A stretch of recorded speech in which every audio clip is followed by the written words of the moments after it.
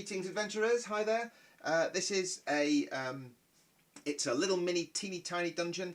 It's a bit of a vanity homebrew replay for me because your fellow adventurer Ghost created this. This is a Globber, and it did appear in his homebrew adventure, and then promptly dispatched the last of our adventurers and won the dungeon without us really seeing it in action. So I thought I'd do a teeny tiny dungeon with a couple of adventurers. Here they are, introducing Erin and Ragnor. Sorry, it's the other way around. Ragnor and Erin, and they're going to be racing to the corner and trying to stop this Globber from defeating them.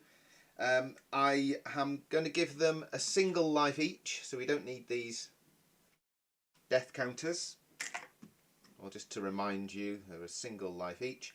There is no search pile, you'll notice. All these enemies are set up. The reason the enemies are set up is whenever a Globber moves out of a square, that square is populated by one of these, a little Globbling. Now, Globblings are much less powerful, they don't have as much movement, they don't have as much health as a Globber. A Globber has 10 health points. It attacks with 4, count them, 4d6. The Gorgon Queen only attacks with 3, and she defends with 2. The Globblings, have 2 health points each, but they only attack with a single dice and they only defend with a single dice. They have a movement of 2. So the scene is set. We're going to go alphabetically, so we're going to start with Erin Bloodborn. I've given them a couple of items each. They've each got a magic scroll and a bottle of Bilton's brew. That's the equivalent of a medium health potion. So you can see those there. Bilton Brew is going to restore 2 health points should they need it. Erin has the Scroll of Anger, which allows her to roll a single d6 extra when attacking once. So all the magic scrolls are single use only. And Ragnor has a bottle of Bilton's Brew as well, and a Scroll of Protection, which allows him to roll a single extra dice when defending.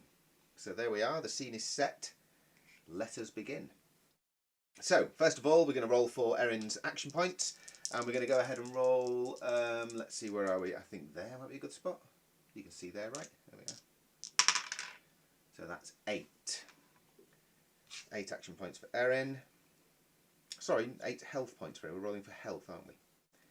8 starting health points for Erin. That's good. I'm rolling for her action points. She rolls 4. So with those 4, she's going to move 1, 2, 3, 4 and prepare herself to fight the Globber. I think I might roll here actually, guys. You can see them okay. So now Ragnar is rolling for his health points. That is not good, Ragnar, with a mere 4 health points. But it is what it is. Here comes his action points. 5, not great. 1, 2, 3, 4, and Ragnar is going to go ahead and immediately take his Bilton's Brew for his 1 remaining action point, giving him an extra 2 health, so his 4 health becomes 6.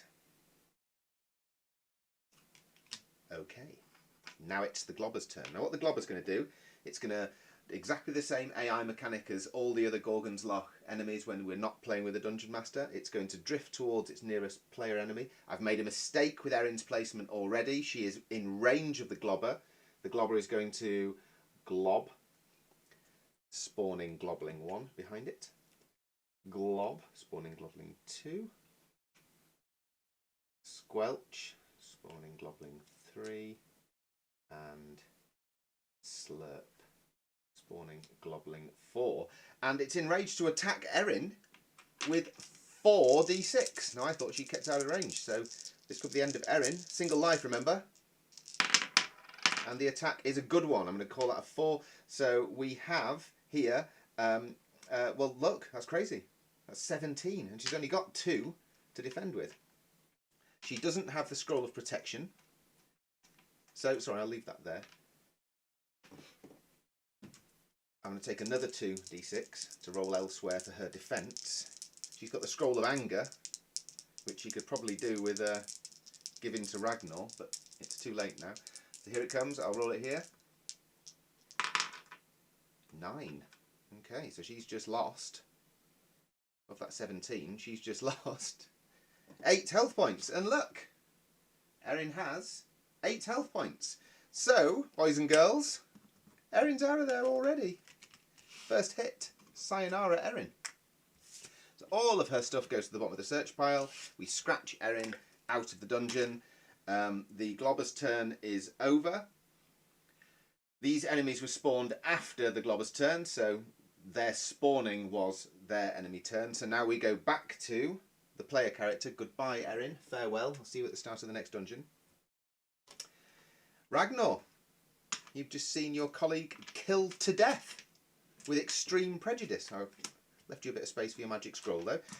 Okay, so Ragnor is going to roll for his action points and has 6. His intention, of course, is to get revenge because he's a Viking. So moving 1 leaves him with 5 action points. Attacking with 6. The Globber defends with 8. So his first attack is ineffective.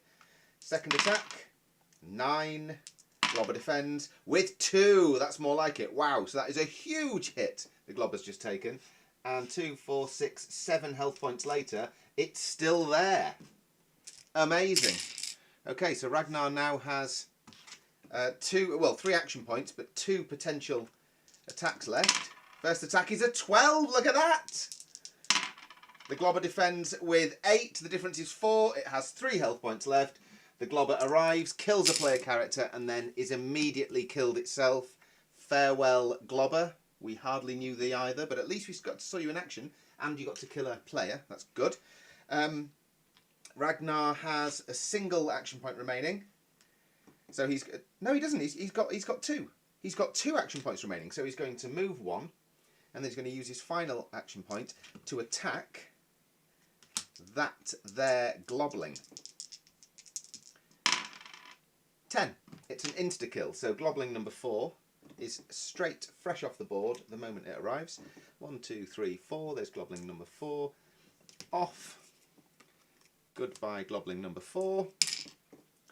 And that's it. So now it's the enemy turn. We're going to start in the order they were spawned. So Globbling number 1 is going to go squelch, squelch. Globbling number 2, squelch, squelch. And Globbling number 3, squelch and attacks. So Globbling number 3 goes to attack Ragnar. Scores a 6. He defends and scores 6 as well. So he got away with it. That's the end of the enemy turn. Back we go to Ragnar for his action points. He has 8. Those 8 action points are going to be used to, well, first of all, we're going to attack Globbling number 3, insta-killing it with a 9, so off Globbling number 3, goes back to the great snot rag in the sky. 1, 2, 3, there we are. Now he's going to, well, he's got 7 action points, so he's going to go 1, 2, 3, 4. 1, 2, 3, 4 to place himself strategically between the 2 remaining enemies. He's got 3 action points and 3 attacks left if he needs them. He's going to attack Globbling number 2. That's a 9. Anything over a 7 is an insta-kill. So Globbling number 2 bites the dust. There we are. And finally he's going to turn around and attack Globbling number 1. Ah, with a 12. Absolutely knocks it out the park. And there we are. So with his final action point, he's going to do a little dance. And that's it, boys and girls. That is the way the Globbling work, the Globber and the resulting Globblings from wherever it's been work. We lost half of our people. Bilton's brew came in and restored Ragnor enough to take out the Globber and the remaining Globblings. Didn't use any magical scrolls, didn't need to in the end. Yeah, there we are. I'm not sure how long that little adventure was, but it was quite an adventure. So yes, I just thought I'd pop that in as a little vanity bit to show off the homebrew.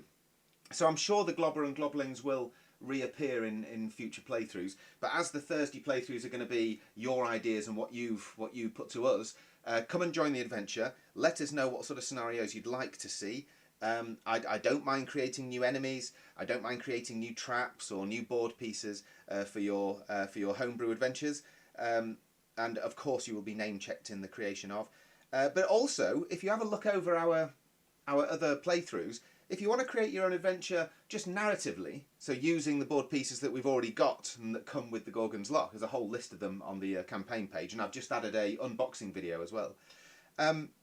Go ahead and do that, even better. So there we are. Hope you enjoyed that, adventurers. And I shall see you in the comments in the updates, and if not before then, I shall see you Thursday night, 8 PM GMT, for another live playthrough of one of your homebrew adventures using the Gorgon's Loch. Thanks very much.